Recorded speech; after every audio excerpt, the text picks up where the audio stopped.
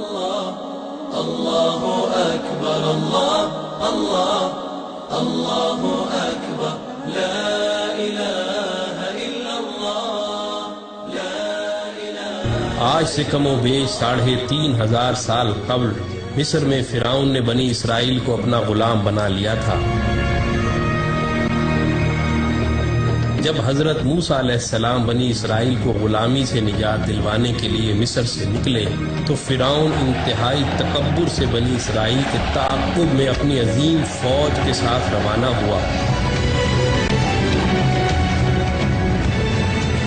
لیکن جب وہ ان کے قریب پہنچا تو اللہ کے حکم سے آسمانی آگ نے اس کا راستہ روک لیا. اس وقت حضرت موسیٰ علیہ السلام نے سمندر میں اپنا عصا مارا تو بحر قلزم 2 حصوں میں تقسیم ہو گیا اور لاکھوں کی تعداد میں بنی اسرائیلی سمندر کے درمیان بننے والے اس عظیم راستے سے گزر گئے.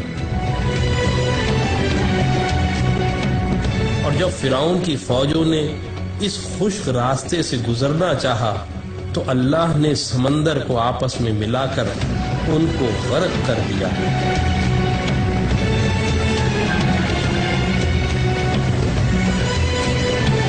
یہودیوں اور عیسائیوں کے عقیدے کے مطابق فرعون کی تمام فوج تو غرق ہو گئی تھی، لیکن فرعون کنارے پر ہونے کی وجہ سے ڈوبنے سے بچ گیا تھا اور بعد میں وہ اپنی طبعی موت مرا تھا.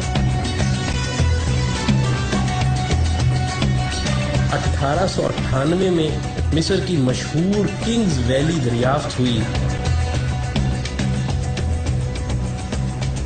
جہاں مختلف مقبروں میں فرعون سمیت دیگر کئی بادشاہوں کی حنوط شدہ لاشیں دریافت ہوئیں. اس دریافت کے 83 سال بعد 1981 میں جب فرعون کی ممی خراب ہونے لگی تو اس وقت کی مصری حکومت نے فرانس سے درخواست کی کہ وہ فرعون کی ممی کو نہ صرف خراب ہونے سے محفوظ کرے بلکہ اس کی موت کی اصل وجہ بھی معلوم کرے.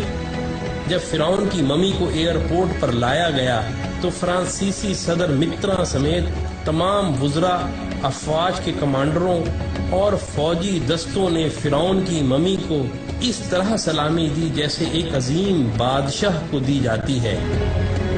اس کے بعد فرعون کی ممی کو ماہر ڈاکٹروں کی ٹیم کے حوالے کیا گیا جس کے سربراہ ڈاکٹر مورس بوکائے تھے. ممی کے مائکروسکوپک ٹیسٹوں سے پتہ چلا کہ فرعون کی لاش پر سمندری نمک کے ذرات موجود ہیں، جو اس بات کا واضح ثبوت تھا کہ فرعون اپنی طبعی موت مرنے کے بجائے سمندر میں ڈوب کر مرا تھا، جس کے فوراً بعد اس کی لاش کو سمندر سے نکال کر حنوط کر دیا گیا تھا.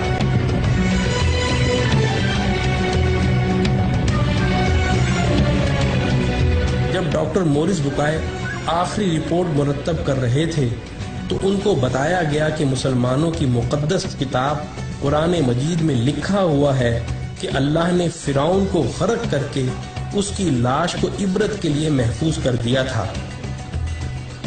یہ سن کر ڈاکٹر مورس بوکائے اس قدر حیران ہوئے کہ حقیقت حال جاننے کے لیے مصر روانہ ہو گئے. مصر میں ایک مسلمان سائنسدان نے فرعون کی موت کے حوالے سے قرآن کی درج ذیل آیات ان کو پڑھ کر سنائی. اور ہم نے بنی اسرائیل کو سمندر پار کر دیا تو فرعون اور اس کے لشکر نے سرکشی اور تعدی سے ان کا تعاقب کیا، یہاں تک کہ جب وہ سمندر میں ڈوبنے لگا تو کہنے لگا کہ میں اس خدا پر ایمان لاتا ہوں جس پر بنی اسرائیل ایمان لائے ہیں. اللہ نے فرمایا تو اب ایمان لاتا ہے حالانکہ تو پہلے نافرمانی کرتا رہا اور مفسد بنا رہا، تو آج ہم تیرے بدن کو سمندر سے نکال کر محفوظ کر لیں گے تاکہ تو بعد کے لوگوں کے لیے عبرت بن جائے.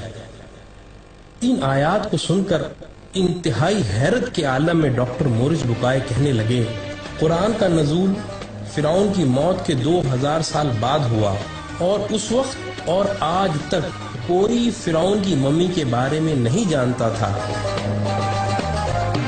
لیکن قرآن نے اس کے بارے میں جو پیشن گوئی کی تھی وہ آج نزول قرآن کے 1400 سال بعد فرانس میں ممی کے مائکروسکوپک ٹیسٹوں سے سچ ثابت ہو گئی ہے۔ تو بھائیوں، ایسا قرآن کسی انسان کا کلام تو ہو ہی نہیں سکتا، یقیناً یہ اللہ کا کلام ہے۔ یہ کہہ کر انہوں نے بھرے مجمع میں کلمہ پڑھ کر اپنے مسلمان ہونے کا اعلان کیا۔ یہی وہ ڈاکٹر مورس بکائے ہیں جن کی مشہور زمانہ کتاب قرآن، بائبل اور سائنس نے آج پوری دنیا میں تہلکہ مچایا ہوا ہے۔ اللہ اکبر، اللہ اللہ اللہ اکبر، لا الہ الا اللہ، لا الہ الا اللہ۔ اسلامنا جاء